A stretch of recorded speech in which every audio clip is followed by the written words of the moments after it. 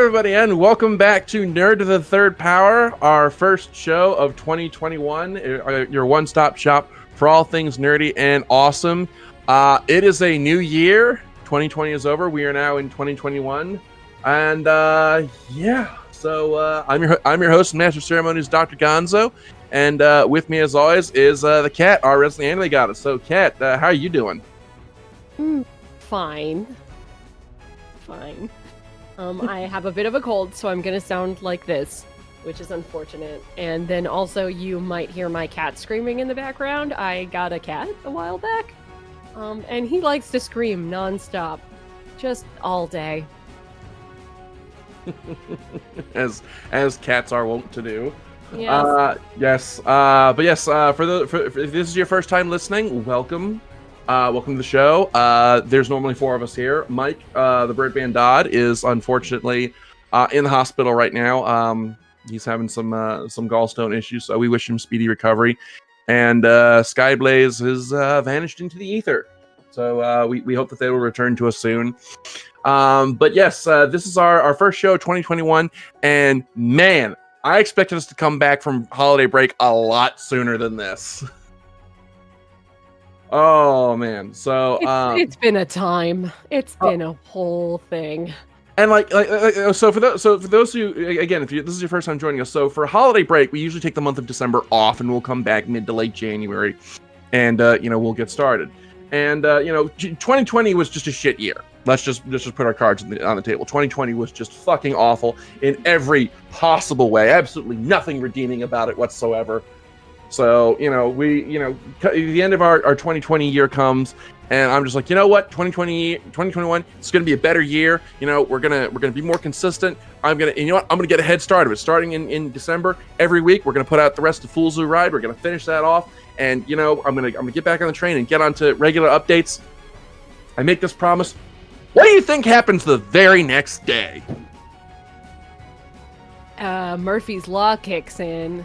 Yep, and I got evicted. I got evicted. Excellent. Okay, I'm being somewhat hyperbolic. So the house that I was renting from friends of the family, who were living out of the country, for the husband's job. Well, they moved back to the country, and they decided that they were going to. They were eventually going to sell their big house and moved into the little one that I was in, but they wanted to renovate the little house first. So, they said, hey, nothing against you, but we want to renovate this house, so we're giving you until this is your notice, and we're giving you until the end of February. So it's not like they just came up and said, hey, fuck you, here's your notice, get the fuck out. They gave me plenty of advance notice, and good references and all that. But the Maryland housing market is a fucking mess right now, as all things are due to COVID. So, I basically have spent the last 3 months moving, and I absolutely, I hope to God I don't have to do this again for a very long time, because just the financial burdens alone. So just as point of context, at the end of November 2020, I had a little under $10,000 to my name. By the time I finally got the last box into the apartment, I had $500. And bear in mind, I'm still working and drawing in new paychecks while this is all going on. So did you end up finding a new place to rent, or did you put a down payment on a house to own? Oh God, no! Oh God, I wish to God I had the money to put down on a house. No, no. Me and my brother, we actually found a really nice 3-bedroom apartment in Owings Mills, that we decided to go in on together. He's moving into it at the end of May, because he still has to run out his lease at his current place. So I'm kind of holding it down by myself, but it's a really, really nice little place in a really nice neighborhood. And I'm really liking it so far. So it's, like I said, it's a 3-bedroom place. So I get the master bedroom, my brother gets the another bedroom, and then we decided to turn the 3rd bedroom into a game room. So that's where my collection is right now. And if you're watching on the YouTube feed, which, by the way, if you are watching on YouTube, please hit that like and subscribe button, hit that bell. It helps our channel grow, and we really fucking need it. But if you're watching on the YouTube feed, you'll see I'm putting some photos up of my game room, and I'm really proud of how the space has turned out. So I'm fine now. I've got a place, and I am in the process of building my savings back up. But like the last 3 months for me have just been an absolute hellscape from which I thought I would never survive, and yet as seems to be the trait of the men in my family, I seem to have come out the other side battered and bloodied, but still alive. So yeah, that was my holiday break. How was yours, Kat? Well, so at the end of last year, I lost my job due to COVID. And so during the holiday break, I started a new job at a hospital. I started a job at a hospital in a pandemic.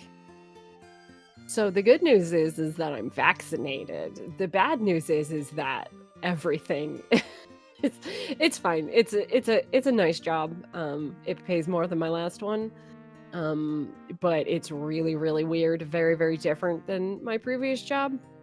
So I'm just kind of confused and exhausted 24/7 from being in a very, very weird environment. Like I have to wear scrubs. Gonzo. It's very strange. So yeah. So have you are you just wearing the standard issue ones to give you, or have you, as I'm sure you have already done, gone searching for Lord of the Rings and Buffy the Vampire Slayer print scrubs? No, I have to wear the ones they give us because I work in the OR.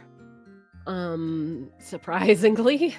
So like the scrubs have to be cleaned with specific cleaners and stuff like that. I do get to wear like a scrub cap of my choosing. So I do have one with sprinkles and unicorns and rainbows on it.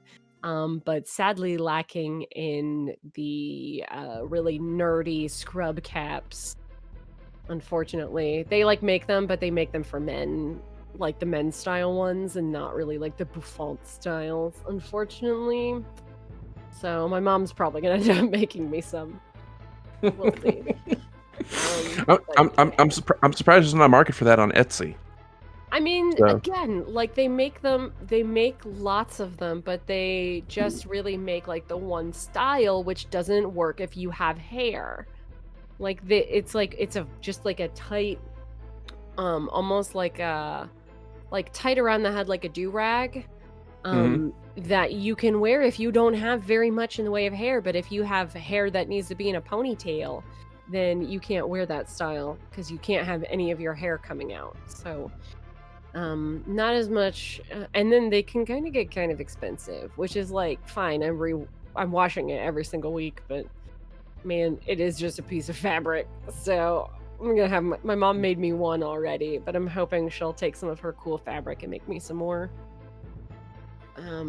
But yeah, so I started a job that I'm in really no way qualified to do. And You're actually in the OR, like when people are being cut into. I am actually the inventory specialist for the OR. So I take things from an inventory storeroom and I put them into the storeroom in the OR. So I'm never in the room when anybody's getting operated on, but one of the first things they tell you. So you can in fact still eat lasagna. Yes. But when my boss hired me, my boss's name is Mr. Cheese, by the way. I'm not over this.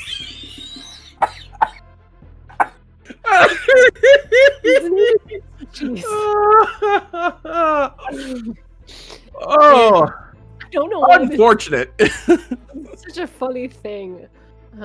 But so my boss was like, if you're not squeamish, you can sit in on one of the surgeries sometime and see how all the devices that you order are used. And I'm like, I have no way of knowing if I'm that squeamish or not. Like, I've never had the opportunity to just watch somebody have bariatric surgery. So maybe one day, but probably not. Because I look at like the list of like surgeries for the next day, and I look at them and I go, I don't want any of these things to ever happen to me. What do I have to do in my life to have none of these things ever have to happen to me? And I look at the products that I order and I put in on the shelf and I count and everything, and I go, I don't want this in my body at any point in time. What kind of lifestyle choice do I have to make to not ever have this thing in my body? The other thing that I have to do is I have to do tissue tracking. So if we have like a donor tissue, because we don't deal with like organs or anything like that because we're not like the ER, but like if we have like a skin graft or a tendon or anything that used to belong to a human person or a cow or a pig, it all has to be like tracked according to the FDA. So like part of my job is just like looking at stuff that we get in dry ice boxes and going, wow, I can see how the person who donated this died. I'm not comfortable with that. Let me go put this in the freezer and never look at it again. It's so bizarre. It's a really bizarre job. But besides getting a new job, I did spend the break finishing my first ever like long-term DMing job. I was DMing a game of Monster of the Week for some of my friends. And that was really fun, but it was a point of stress during everything that was going on. It was like, okay, I just want this to be over with now. DMing is real hard, y'all. As Birdman can attest. Yes. Oh, okay. Yeah, that's how the break is. It's just been a really stressful time all over. All right. Well, we're gonna have a pretty easy take it pretty easy this episode. We're gonna talk about some stuff that that came out over the course of the break that we would have had an episode on if my life and if I'd had access to my computers and wasn't going through 3 months of absolute hell. But we've already been down that road. But of course, there is procedure to follow, so we're going to begin, as always, with Ask a Geek, which, for you first-time listeners, this is where we take your questions that you have sent to us through the email at drgonzo@nerdthethirdpower.com. We pick out the ones that we really like, and we read them on the air, and we answer them. So it's kind of self-explanatory there. So our first question here. This one comes from Peter, and it is to me, and he asks, as a big Xenoblade Chronicles 2 fan, how excited am I that Pyra has been made a fighter in Super Smash Bros. Ultimate? And I'm not kidding when I say this nearly killed me. Because, I mentioned Mike Dodd is on the show with us. He also does another show called This Week in Geek with a guy named Alex Ricci, who I'm friends with on Facebook, and who is also a big Xenoblade Chronicles 2 fan. So Alex sends me a message over Facebook and says, you need to see this Nintendo Direct right now. Drop whatever you're doing and watch it. I'm like, okay, yeah, sure. I'll do this. As I'm driving the Baltimore Loop at 75 miles an hour during rush hour. Oh, no. And I have 3 lanes of packed traffic on either side of me. I'm like, yes, let me pull out my phone, watch this Direct, not know what's going on. And I see the name splash. It's like, I need to get off this road before I kill somebody. Because I'm looking back and forth between my phone and the road, and I'm getting excited, and I'm starting to kind of veer around, and it's like, it's just not a good scene. So if you're listening, thank you, Alex, for damn near killing me. But yeah, no, I was really excited, and Pyra is my new main now. So move over, Link. I have a new main fighter. And let's see, he's got a secondary question. And his secondary question is, what do I think of the latest round of rumors, emphasis mine, of the Switch Pro rumors? And I'm giving these a little more credence than I did the ones before, because there's a couple of other things that have been happening that lend some truth to these rumors, I feel. The first being Nintendo purchasing those OLED screens. And second, the fact that the graphics chipset that is used in the Nintendo Switch has now been taken out of production. So if there was a time for Nintendo to introduce a new upgraded Nintendo Switch, now would be the time to start laying the groundwork on that. Now, what exactly that is going to entail, I really need to hear more about. Like, I really need to hear some concrete details on how this is going to happen, because if they introduce it as just like, oh, it's a new Nintendo Switch and it just happens to play these other games over here that are exclusive to it, like they did with the new 3DS, that is going to be like death for the Switch as a console line, because so many people have bought into it, and so many people are going to be confused now about, it's like, okay, is it worth upgrading to this new console that can play just these few games over here? And also, developers aren't going to want to develop new games exclusively for the new console because of the size of the install base of the previous one. So I'm really hoping that what they do is they market it as a distinct new console generation, like a Switch 2 or a Super Nintendo Switch, and not just like, oh, here's just a new iteration of the same hardware like they did a couple years ago with the Model 2 Switches with the extended battery life. So I'm really hoping that Nintendo doesn't make the mistake of saying, oh, no, this is just a new model Switch that happens to be more powerful, and actually markets it as like a Switch version 2, like, a new console generation. I also really hope that they make it backwards compatible with the current library of Switch games, but knowing Nintendo, that's going to be in the cards. So, yes. And let's see here now. Okay, here's a question for you, Kat, and I think you'll get a kick out of this one. And I think it's actually one that we might have touched on in a previous episode. Mm-hmm. And this one comes from Wesley, and his question is, how do you think anime cons are going to evolve in a post-COVID world? Oh my gosh, we did talk about like stuff like that at the beginning of COVID, and now that it's been a full year, this is actually a great time to sort of like retouch on that, because everything has sort of changed. I think once this is all said and done, I think we're going to be a lot more conscious about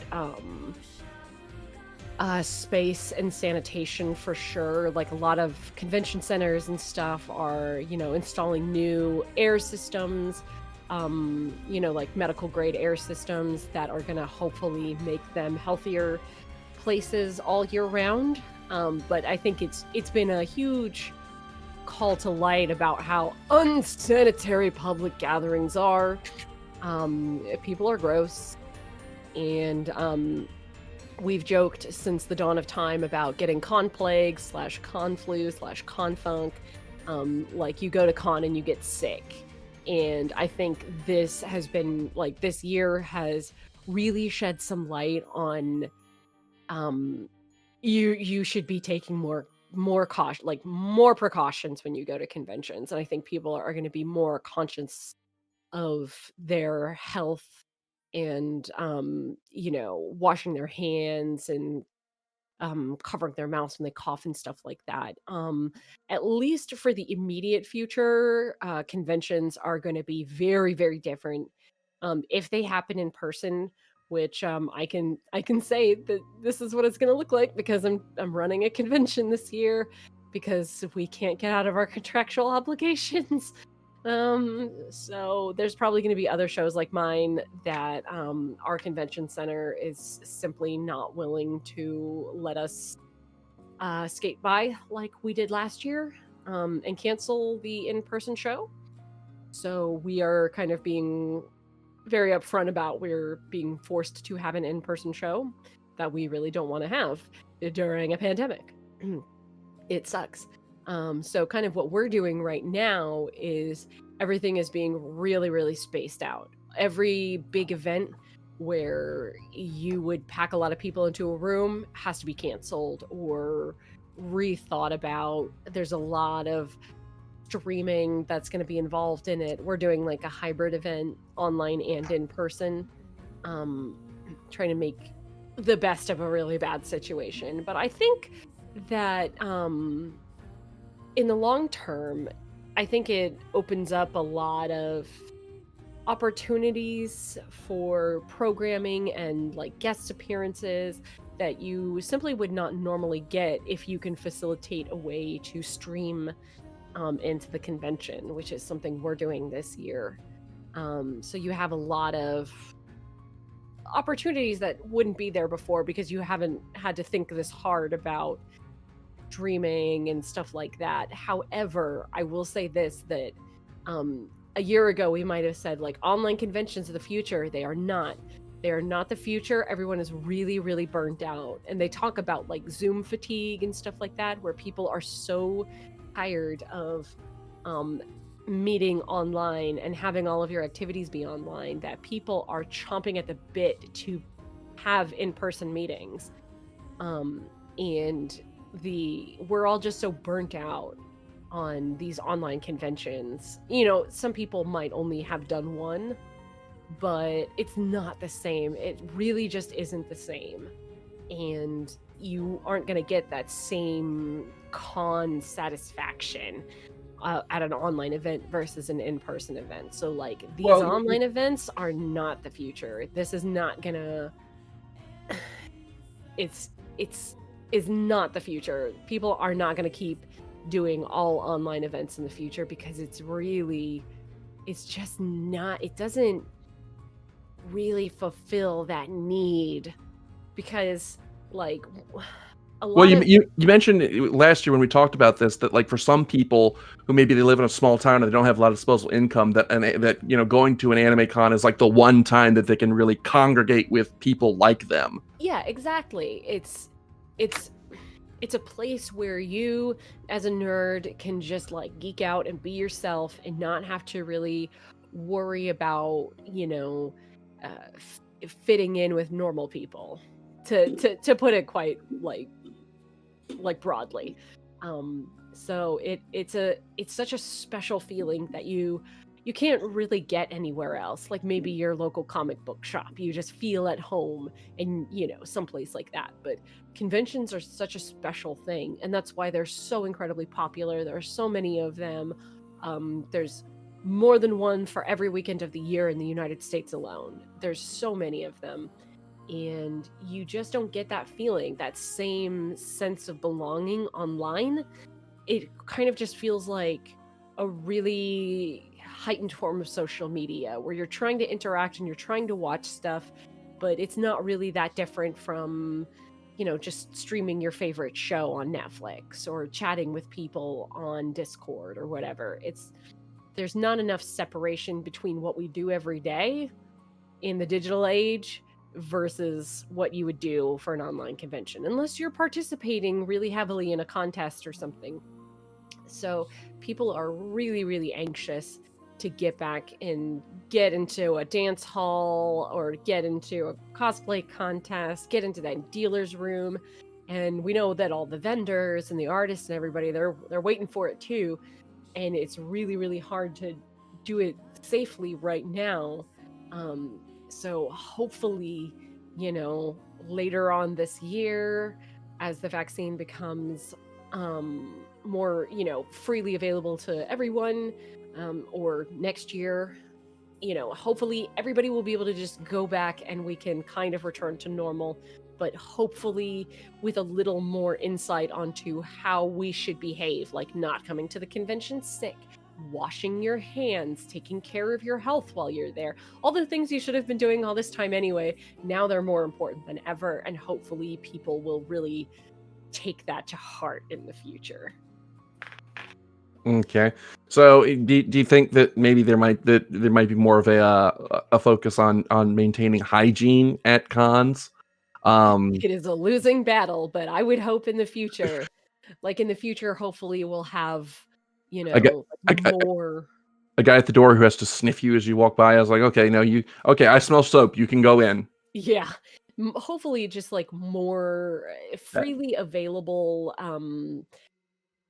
places to wash your hands and hand sanitizer, and then not just having those available, but making sure that they're consistently restocked, and that people are actually using them. As someone who actually runs a con, I actually want to ask this, because I know that some cons, like with your ticket, they'll give you like a little goodie bag that has like the schedule and maybe like a couple of odds in it, little trinkets like or funny erasers or something. Do you ever include like wet wipes or like novelty soaps in those in those little bags, or maybe like hand sanitizers or anything like that in those bags, or did your con even do something like that? We do have a bag. It is usually like, here's your bag with your schedule and your booklet and all that kind of stuff. Usually, and then anything that we can get sponsored. So like that shit costs money. Especially when you're dealing with a con where the attendance is in the thousands. Prior to COVID, so in 2019, my convention broke the 6,000 person mark, which was like insane. Like that's a crazy amount of people. And that's just the attendees. That's not the people working there or the artists and all that stuff. So it's just 6,000 individual attendees. It's maddening. We can't afford to just like go out and buy 6,000 little bottles of hand sanitizer. So if anybody from the Dove Company is listening, we've got a built-in audience of 6,000 people right here, and don't let business opportunities pass you by. Exactly. Like if you can find somebody who is willing to sponsor that, that's incredible. I worked a con that had sponsorship with Red Bull. So it wasn't for everybody, but if you booked at the hotel, if you were staying at the hotel, you checked into your room and you automatically got a 4-pack of Red Bull. And I was like, this is wild. You don't know how old these people are. You could have like some 14-year-old that you've just handed them 4 Red Bulls. They are going to fucking kill themselves. Oh, that's not funny, but it is. So it's stuff like that where it's like, oh my god, if you could get sponsorship for anything, take it. And I promise no one right now would be sponsoring hand sanitizer or soaps, because those companies out there are going to be wanting to make full bank on that. So probably in like 2022, once the market for that has dropped out because everybody's gotten vaccinated, and they have all of the like overproduction and everything, then maybe we could be like, hey, local company that makes whatever, like, hey, you want to drop us some of that? Okay, all right. Well, that question actually ran a bit long. All right, well, that's all the Ask Geek questions that we have for this week. As always, you can send them to us through the email at drgonzo@nerd of the third power.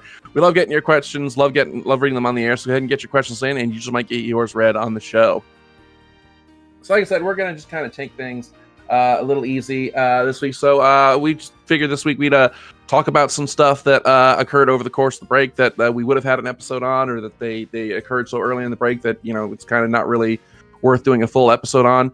So I'm going to go ahead and start with Mandalorian Season 2. Holy shit. Like, I didn't think it could get any better than Season 1, and yet I was wrong. So yeah, I absolutely love Season 2. There were a few things that I kind of had some worries about. So like one of the things that we talked about, I think when we talked about Season 1, was how anybody could come in with no prior knowledge of Star Wars and watch The Mandalorian and understand perfectly what's going on. Like, I mean, you kind of need to know who Yoda is to understand the significance of Baby Yoda, but like, that's it. That's as deep as your knowledge has to go. Whereas Season 2, I kind of feel like they lost that, because you have all these characters from other properties like Ahsoka Tano or Bo-Katan from the Clone Wars showing up, or making references to things like Grand Admiral Thrawn. You have the return of Boba Fett, and you know, you have you're now starting to see all these references to the wider Star Wars universe. And the cynic in me thinks that they did this so that these episodes would be like backdoor pilots for some of the other Star Wars shows that they have coming down the pipe. Ding, ding, ding. Yeah, but and as you know, as cool as it was to, as big a Timothy Zahn fan as I am, to hear that, you know, hey, Thrawn, we might be seeing a live action Thrawn in the future in one of these Star Wars shows, I felt like it kind of took away from Season 2 of Mando, because it kind of made it feel less contained. Does that make any sense? Absolutely. Definitely, whereas the first season was pretty self-contained in its, how do you not sound redundant? It was it was its own thing, and it didn't need anybody else to help it along. It just was really excellent.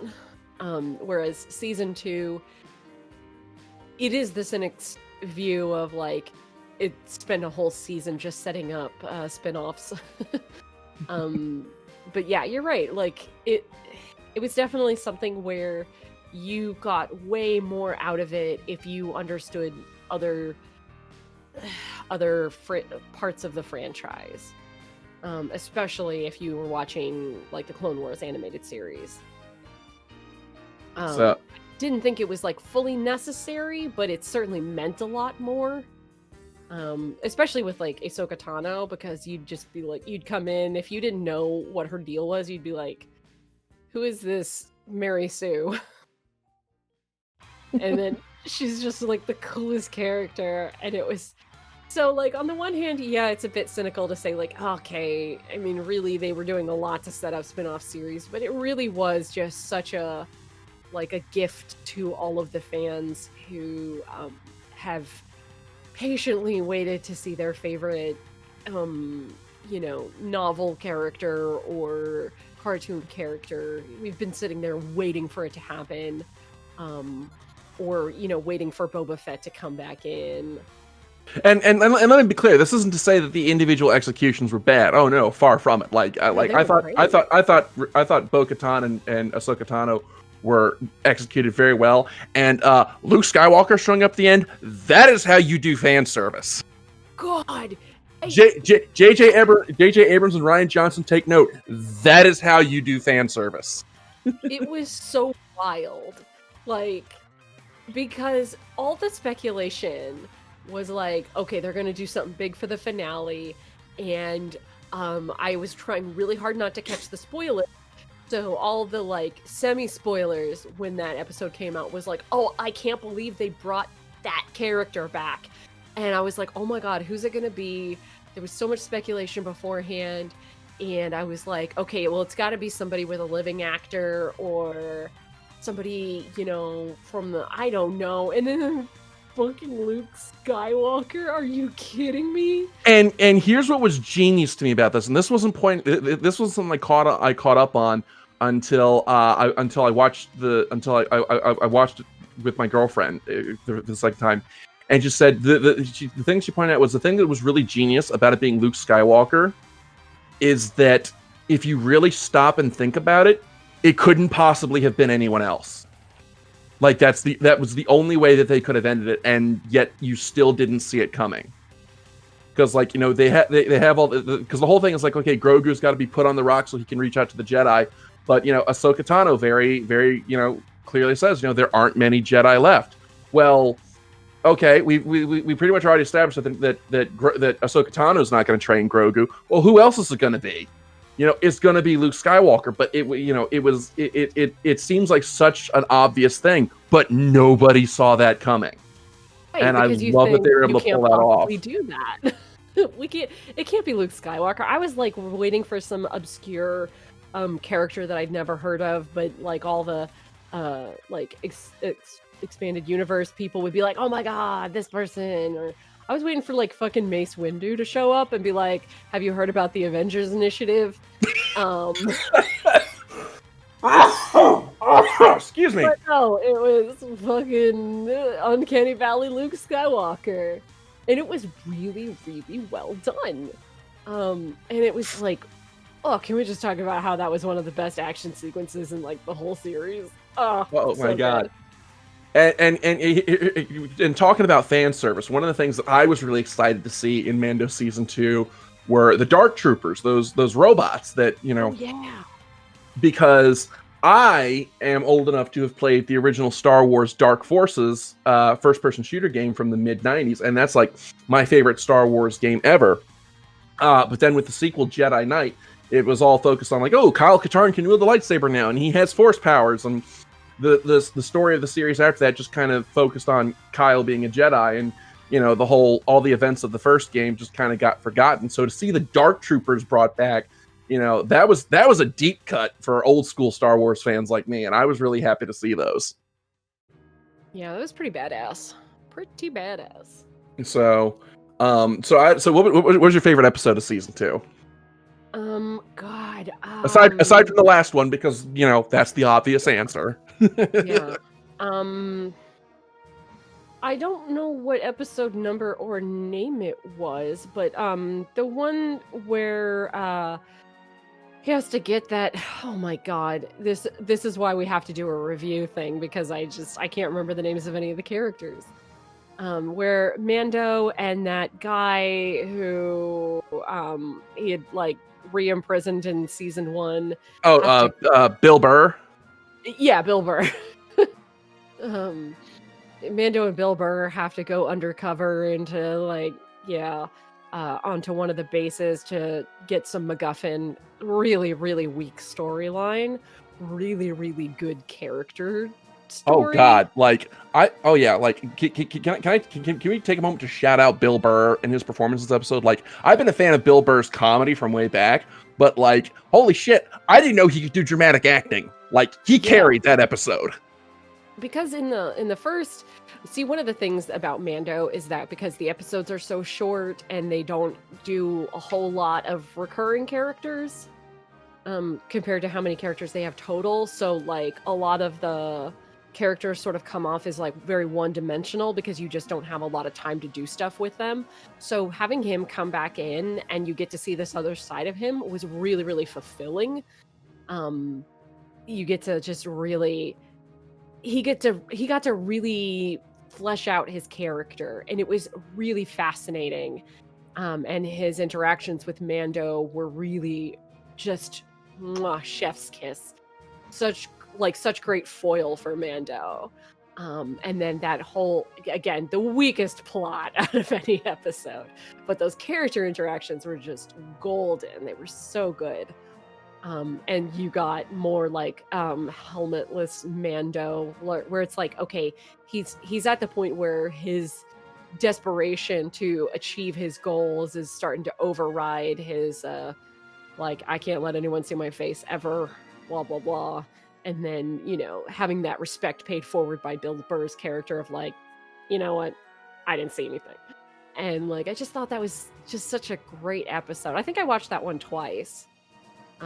Just to re-see all of those interactions. Just so good. What about you? Well, you took my answer, so shit. my number 2 is going to be the episode with Ahsoka Tano, and where we finally learn a little bit about Grogu's backstory, and because that was the episode where it really hit me that like Baby Yoda was going to be leaving at some point. Like that's where you first start to get the sense that like, there's going to be a parting of the ways, and like you start dreading that because oh God, no. But Rosario Dawson was also great as Ahsoka Tano. I loved her performance, and I like the interactions between the two of them. Especially like so I only know Ahsoka Tano from the Clone Wars. I never watched Rebels, so I don't know. I know that she shows up as adult in Rebels, but I don't know how she carries herself. But you really got the sense of Dawson's performance that Tano has, for lack of a better term, grown up, and she has seen some shit, and it weighs on her. But it doesn't weigh on her in such a way that she's warped or become anything less than the fundamentally good person that she was. Like, one of my favorite little moments was right at the end where Mando's getting ready to leave, and she's holding the Beskar spear, and she's like, here, this is yours. And Mando's like, well, I didn't complete the job. And she was like, well, no, you didn't, but this belongs with Mandalorian. And I just thought that was just a neat little moment. So I would say that was probably my second favorite episode, because like I said, the Bill Burr one was just the shining example. And then of course there was the last episode, but I'd say the one with Ahsoka Tano was probably my second choice for favorite episode of this season. Yeah, we are 100% in sync on that one for all the same reasons. So good. Yeah. So that's Mando season 2. What else came out that we would have talked about if we had not been so thoroughly engaged in other things? Unfortunately, I didn't do a lot. I'd say The Boys too, but I didn't end up watching The Boys too because I was not in a good headspace when that was coming out, so I never ended up watching that. Didn't you watch WandaVision? Yeah, but we're going to talk about WandaVision. Are we? Is that in the rotation? I thought we were doing Falcon and Winter. Oh yeah, when we do the Falcon and Winter Soldier episode, we're gonna kind of touch on it. Yeah. Okay. So, All right. so spoiler alert for the future episodes, guys. We are going to talk about WandaVision, but we're going to talk about it in conjunction with Falcon and Winter Soldier, which at the time of recording comes out very soon. Didn't She-Ra have its last season recently? I can't think of when that was. I mean, we could talk about it. It was great. I don't know that we discussed it on the podcast. I don't know when that happened. Time means nothing. I know it was. I know it was in 2020. It may not have been late in the year, but I know that we didn't do an episode on it. Sure, we can talk about it. Yeah, go ahead. I mean, it'll be just me turning you loose because I didn't see it. Yeah, I watched the whole thing twice because it was really, really, really good. So like the previous seasons of She-Ra had sort of set up that Hordak was just like a clone of another guy called Horde Prime, and that the previous season before the finale, which I don't know how many seasons there were, if there was 5 or 6. So the second to the last season set up, or okay, Horde Prime is here and he's going to take over the world, and then it jumps to the start of the final season. Was, of all characters, Glimmer and Catra stuck on Horde Prime's ship with the rest of the crew, simultaneously trying to save the world from Horde Prime's forces, and also trying to figure out how to rescue Glimmer, and also Dora no longer has She-Ra's powers. So it was the third act of a film where the hero starts to fail. And everything's going wrong. Yeah, everything's going against the heroes and they have to overcome. That's the whole season of the final season of She-Ra, where it's just everything's wrong. But my God, was it good. Because first off, the interactions early in the season with Glimmer and Catra, sort of bonding over being Horde Prime's prisoner and really not wanting to be there, and both being friends with Adora, and sort of them slowly coming to trust one another, I thought was just so brilliantly done, because these are two characters who super hate each other. And then eventually, alas, poor Catra is sort of brainwashed by Horde Prime, and Adora has to go rescue her. And I won't go too much into the MacGuffin plot of we have to do this and use the planet's magic and all of that stuff, because it just gets really just an overwhelming amount of ridiculousness. But what I will say, what was really great, was them slowly pushing the characters who you've sort of thought, okay, I kind of ship that. And the showrunners know that you ship that, and they know that you want that to happen by the end, and then they make it happen. So, by the end, you're getting a Shadow Weaver redemption arc, which was cool, a Hordak redemption, few moments of redemption, which is great, and then pushing together all of the ships. So, by the end, the most importantly, that Adora and Catra end up together, but it's so well done, and especially in a family show that is super LGBT friendly. Oh God, it went in all kinds of directions that other shows just have not done before on this scale. There might be Korra and Asami kind of getting together by the end of Korra, and then being a thing in the comic. This was you want all the lesbians? We'll give you every lesbian.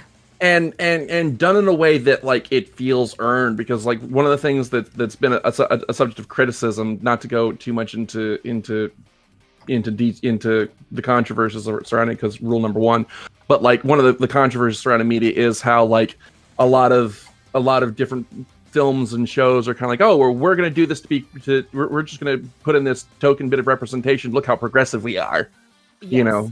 So, but one of the consistent things that I've heard about She-Ra is that everything they do is done with purpose, and so when it all pays off, it actually feels like it's been earned.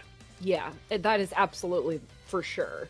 All of the characters, there's like a couple of surprising pairs where you're like, oh, I wouldn't have thought of that. But the way that they built their character interactions together, just it all just like worked out so well. And then Bo and Glimmer getting together by the end was very, very touching. Perfuma and Scorpia coming out of left field, like they just had their relationship built up over the season. It was just so very, very good. But there was so much like really good intrigue and impossible circumstances to beat, because a lot of the characters, it was a really kind of a very dark season, all things considered, because a lot of the characters were getting brainwashed by Horde Prime. So you literally had like Spinnerella and Natasha are like the power couple who have been together since season 1, and like one of them gets brainwashed and the other one spends the whole season trying to save the woman they love, and it's like, oh my god, like it was so heartbreaking for a lot of it. I cried a lot that season. But like the redemption arc for Catra was one of like the really pivotal points, because you always kind of hoped that it would come around that way, and this was the season where like, okay, Catra realizes like she's fucked, everything's awful, she doesn't want to be a part of this, she wants to be part of whatever Adora's doing, and if that means having to get along with these other people, then she'll try it. And she tries and fails and tries and fails, and then the writers didn't just full stop on her personality and have her do a 180 or anything like that.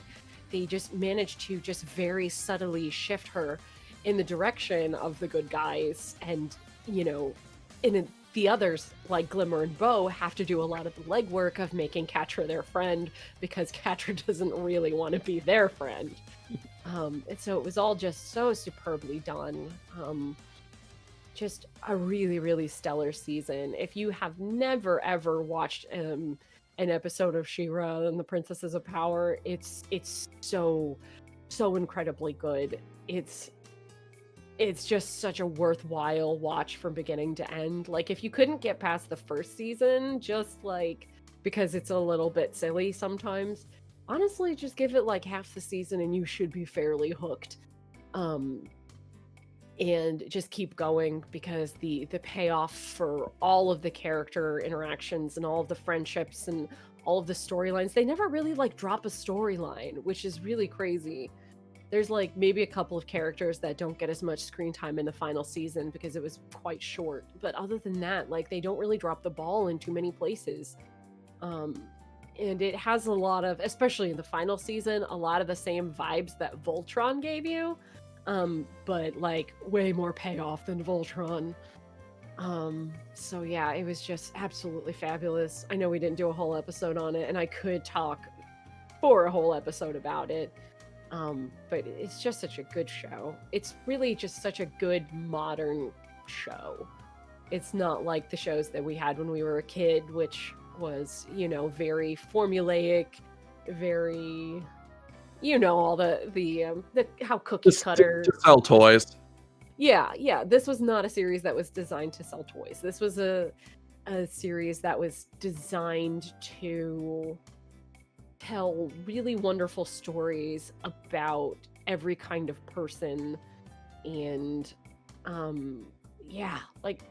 guys, it's so good. If you haven't watched it, please watch it, and then like at me on Twitter about how great it is. Okay, well, a show that I went back and finally caught the second season of, and it's one that I really wish we could do an episode on, because it's such a great little show, and it's even across 2 seasons is pretty short. Like, you could power through it in like a day, and that's The Hollow on Netflix. What's that about? Well, there's really very little that I can say, because if I tell you too much of the synopsis, I will actually give away the twist. But the first season opens with these 3 teenagers locked in this room, and they wind up they don't have any memory of how they got there, and they wind up escaping from the room and finding themselves on this island, and they essentially have to figure out what where they essentially have to figure out what their purpose here is and what they're supposed to accomplish, because it's made very clear in the first episode that there is a goal that they have to reach. And the first season about them figuring out what that goal is and how they figure it out. And for the first couple episodes, you're kind of watching like, what the hell is going on? Like, this is all just so weird. But then when it finally clicks what's happening, it ties everything together beautifully. And at the end of the first season, I was like, I love this show and I want more of it. But because of the nature of the plot and the twist and how it's resolved, I didn't think that there was any way that they could do it. And they actually managed to pull it off in season 2, and actually managed to do it in a way that where even knowing what you knew in season 1, the final twist of season 2 felt creative and fresh with it. So like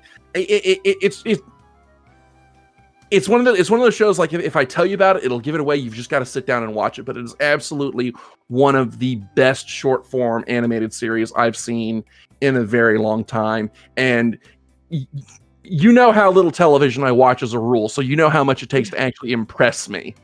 Yes. For a television show to impress me. This show impressed me. Ooh, that's high regards. Yeah, so The Hollow, it's on Netflix, I believe. It's still. If you haven't watched it, definitely check it out. I would love to do an episode on this show because it's such a creative little show. But I finally went back and caught season 2, and again, I can't really say much without spoiling the whole show. But it was absolutely phenomenal, and I loved it. Kind of hoping they don't do a season 3 because I really feel like they've done all they can do with this premise.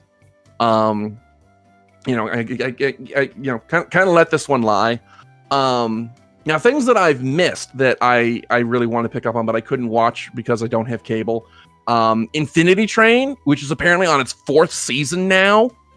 Like, I remember catching the pilot when it was circulating on YouTube a couple years ago, and I was like, wow, this actually looks really cool, and I wanted to get picked up in series. Like, apparently 4 seasons have blown by me, and I just didn't catch it. Infinity Train, is that Snowpiercer the TV series, or is Snowpiercer the TV series its own thing? I don't know what Snowpiercer is, but the story from the pilot, and from what I understand, is also was retooled to be the story of the first season. It follows this teenage girl named Tulip, who she wants to be a video game programmer. Nope. And she winds up running away from home because she was supposed to go to this game programming summer camp, but her parents wound up not sending her for whatever reason. And she winds up on this mysterious train on another dimension with this glowing number on the palm of her hand that she doesn't know the significance of. And she's working her way through this train. But each car in the train has its own like miniature world within it. So or has some puzzle that she has to solve to move forward. And it was, like I said, the pilot was really creative. Like, if you haven't seen it, go look it up on YouTube. It is absolutely one of the most creative pieces of animation I've seen in a very long time. Like, I would call it the new Gravity Falls. Ooh. So it's definitely worth checking out. And I want to see it, but like I don't have cable, so I've got to find out if it's streaming somewhere, or otherwise I may just have to hoist the Jolly Roger because I absolutely want to see this show. Another thing that I'm really pissed off that I don't have cable and it's not on Disney Plus yet. DuckTales season 3. The same thing. I've heard nothing but good things about DuckTales season 3, but it's like, and I'm a huge DuckTales fan, so it's like people always come like, so hey, did you see an episode of DuckTales? No, shut up! I don't have cable and it's not on Disney Plus. So it's like they literally as we record this, they just showed the series finale this last weekend, so it's been like dodging a minefield of spoilers. Like, don't talk to me. Yeah, I believe it's coming out at the time of recording. It should be coming out on Disney Plus in like 2 or 3 weeks. So binging. Oh yeah, we may have to do an episode just on the 2017 DuckTales. Yeah, that. So what about you? Was there anything that you wanted to catch that you didn't last year, or that you're looking forward to coming up maybe? Okay, here's something I did catch. It is not new. It is just Okay, so I don't really watch much TV anymore because podcasts sort of own my whole soul. And I would be remiss if I didn't talk about a podcast. It's a little bit older, but I only just now got around to listening to it. It's called Wolf 359. It is by far one of the best things I've ever listened to. Like, period, period, period. I have listened to the whole thing like twice now, and I'm re-going through it with my roommate and with another friend of mine, making them listen to it. It's so good. I'm sorry that like it was from like 2016 or something, and I'm really slow to catch on to like podcasts, even though we podcast. So like I'm obsessed. I'm frighteningly obsessed with Wolf 359. And if you haven't heard of it, it's the story of three people who are stationed on a space station, the space station Hephaestus, which goes around the dwarf star Wolf 359, and it's like their everyday hijinks and adventures. And it centers around like Douglas Eiffel, who is the communications officer, and Is this a Star Trek podcast? Because no, it's just a fiction written by a guy named Gabriel Urbina. okay, so I guess the name is just a shout out or something. Because when you said Wolf 359, my first thought is the Star Trek episode, The Best of Both Worlds. It's a literal star. It's a real place in the universe. But it could be a shout out, but it is a real star. I'm a nerd. Let me read it. Let me read into things that aren't there. If that is the custom of your people. So like the main character is the communications officer, and he's like lazy, doesn't do anything right, and they're on a fucking space station. So that usually causes them to almost die every couple of episodes, and it's this really great comedic piece that's really, really funny, and then it gets really fucking crazy. And I won't like talk about any of the plot twists or anything like that, but it gets really, really intense, and a lot of really dark shit happens in it, but it still remains really funny all throughout, and it's so good, y'all. You gotta listen to it. You gotta listen to it and at me on Twitter so we can talk about it. It's so good. Anyway, I got really super into that on the break. In terms of stuff I wanted to watch but didn't end up watching, there's two movies that I thought I'm gonna watch this, and then I heard really, really bad reviews. Artemis Fowl and Mulan. I haven't watched either of them. I don't think I'm gonna end up liking them if I watch them, because they're not anything like the things that they're based on, and I want to like them, but I don't think I will, and I'm a coward, and I haven't watched them yet. Artemis Fowl I didn't have high hopes for, because I think kind of the trend of the, kind of like we discussed, the trend of the young adult novel films has kind of gone the way of the dodo.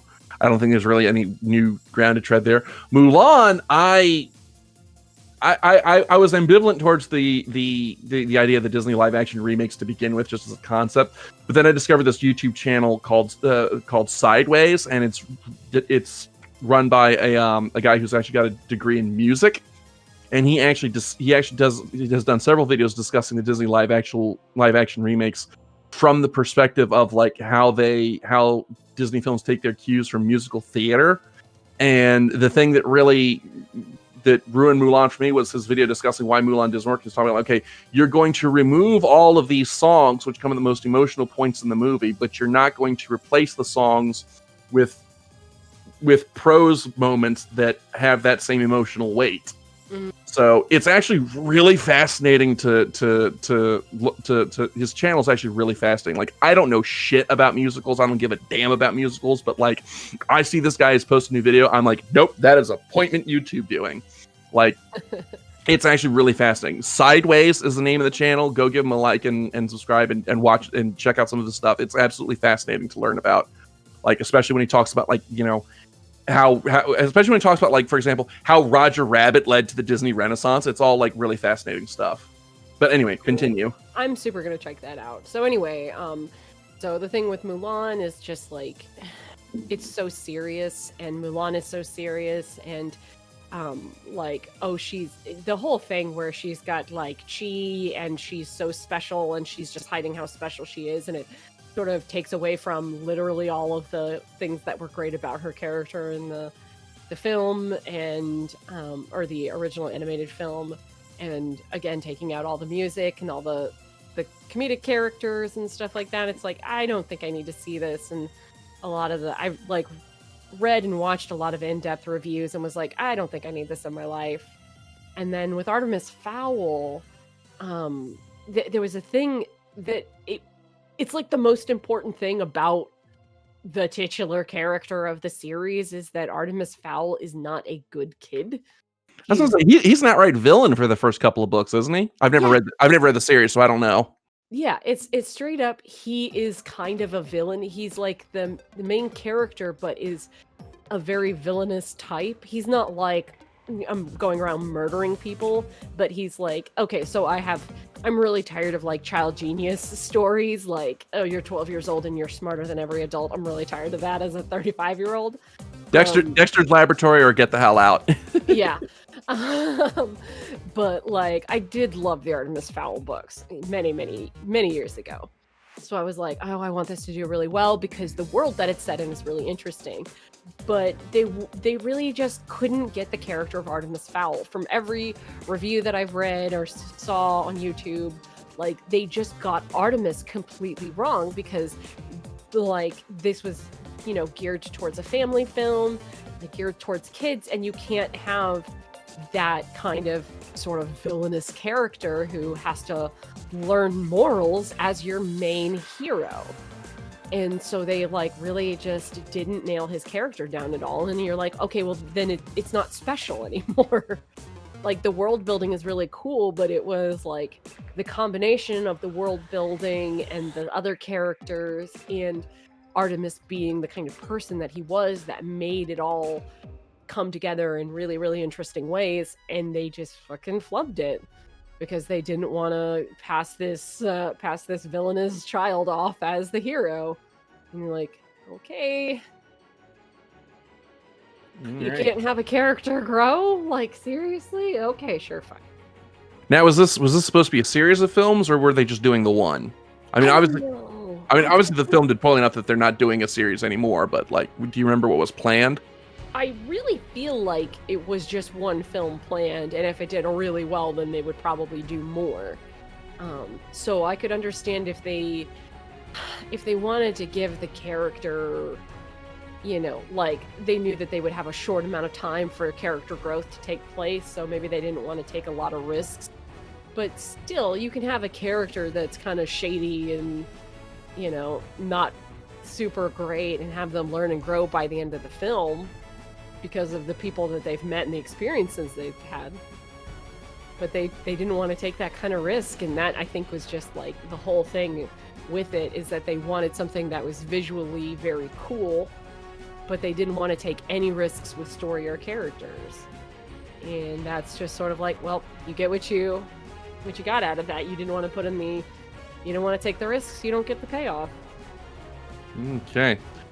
All right. Well, we're actually running a little long, so this is about the point where we ought to start kind of winding things down. So, yeah. So that's it's been a time these last 3 months, 4 months actually. Yeah, because we're getting close to the end of March. But yeah, it's been there's a lot of stuff that's happened that we missed just because of everything going on, and there's a lot of stuff that we want to talk about.